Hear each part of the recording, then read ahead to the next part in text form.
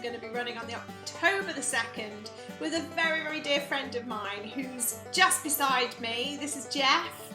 Jeff, where are you?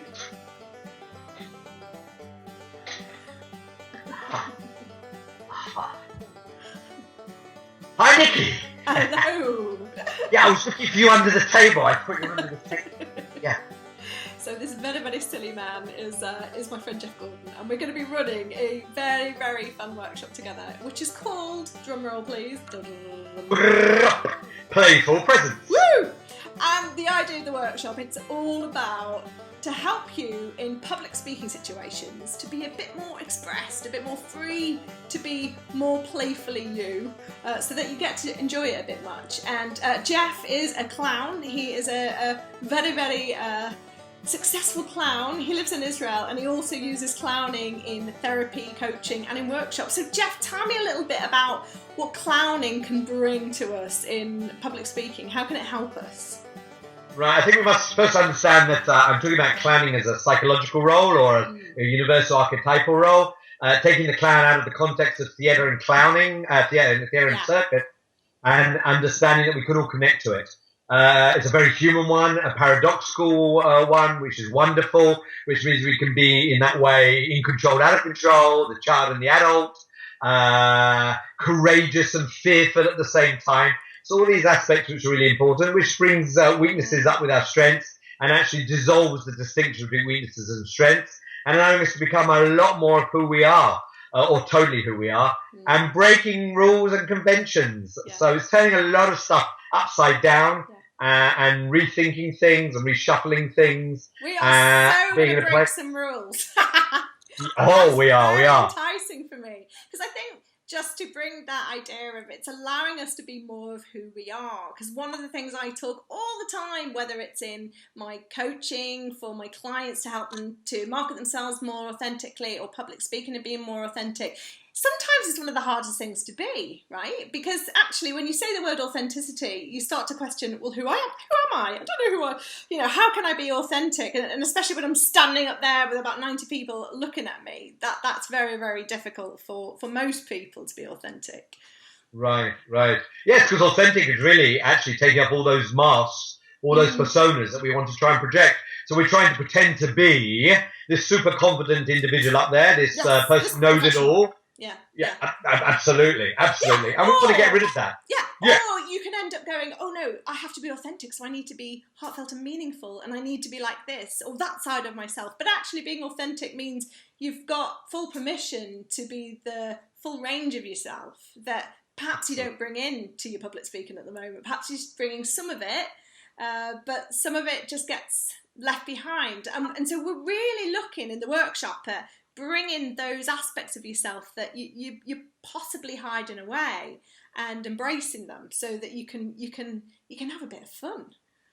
Absolutely. And not only if you're having fun, you're therefore engaging the audience. They're having fun, because the moment your critical and judgmental voice starts going like this, they're hearing it at the same time, and they're coming back with you with criticism and judgment.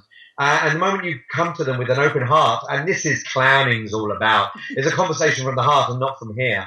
Whatever you're saying is going to have a lot more impact and a lot more influence on your audience, because they're really going to hear what you're saying. So a lovely paradox is, like, the workshop's going to be really playful and fun and silly and really deep and meaningful at the same time, because we're going to be looking at ourselves and who we are, but in new creative ways. So one of the big concepts we'll look at is how we can turn nerves into creative energy and use our physicality in more playful ways. So that's one of the ideas we'll be experimenting with. Yeah, absolutely. I mean, I want everybody to feel totally safe outside their comfortability zone, because we all know this. It's important creatively to be outside our comfortability zone, but it is so uncomfortable. So how can we get there and really feel safe, supported, and start playing around in that space? And that gives us a lot more opportunities and a lot more possibilities. So a lot more possibilities for humour as well, because humour will come out as a result of all that. It's not something we have to force. A clown doesn't force laughter. Laughter is a result of meeting the audience in a very genuine, authentic place. Yeah. So we're going to be looking at how to play with the audience, and that could be physical ways or using whatever happens in the room and responding to it in sort of, you know, in the moment, so that it doesn't throw us. We actually incorporate it all into the moment, which is great fun. And we're also going to be looking at dealing with failure in more ingenious ways, so we don't fear it. We actually kind of confront it in a way and use it to our advantage. So yeah, absolutely. To the point where you're actually going to see by the end of the workshop, there is no such concept of failure. It is only possibility. And it's a possibility of doing something in a completely different way. And what we regard as success is often a very narrow view of something that we repeat again and again and again. And that's what we say is success, but it actually doesn't allow for, and people know this, it doesn't allow for risk-taking. And risk-taking allows for experimentation. Experimentation allows for openness and creativity. Yeah. So we're going to be encouraging you just to do something new in the moment, and to see where it takes you. So to try new ways of being. So an example, if I could just share a little example from something that happened to me this week. When things go wrong, for example, I was doing a workshop and I was teaching an exercise, like a physical exercise, to a group of managers, and it normally goes really well. So, you know, I just normally roll out this exercise and they all love it. But this particular group of managers, they were just like, they were so uncomfortable and they were looking at me like I was just mad. And I could see they were struggling with it. So I just sort of stopped the exercise and said, right, everybody, I'm going to teach you all how to be catwalk models. I want you to imagine this is our catwalk and we're all going to walk round. And I taught them how to do this hip walk. And I was just having a laugh and I was having some fun because I just think the moment needed it. So we're looking at, instead of being thrown by our failures or things going wrong, we just recover by being more playful.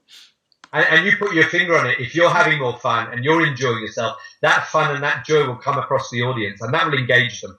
And they want to get that energy. They want to get that good energy from you. They don't want to get that nervous energy, because the moment they feel nervous and awkward, they're not listening to what you're saying. So it's really important, that place that you're at in meeting the audience. That's what we're going to be looking at. Indeed. When we're looking at it, what's the date again? So the date is October the 2nd. And just to say, there will be no nakedness, will there? Only inner nakedness. Only metaphorically we won't speaking. make you do anything embarrassing at all. It will be a very safe and fun and relaxed environment. And there'll be silliness and joy and humour and meaning as well. It'll be that whole gamut of different things. Oh, beautiful, thank you. So you know what, I don't have a nose. Can I show you? I'm improvising right now. I've only got he's gone. I've only got a nectarine. So anyway, it's on October the 2nd. It's in London, and we are possibly only going to do this once. So if you want to come to our workshop, the link is either below this video, or if you've seen this on YouTube, go to nikkimoran.co.uk and you'll find a link on workshops on my page. So I will see you there. Thank you, Jeff, wherever you are. See you on the 2nd.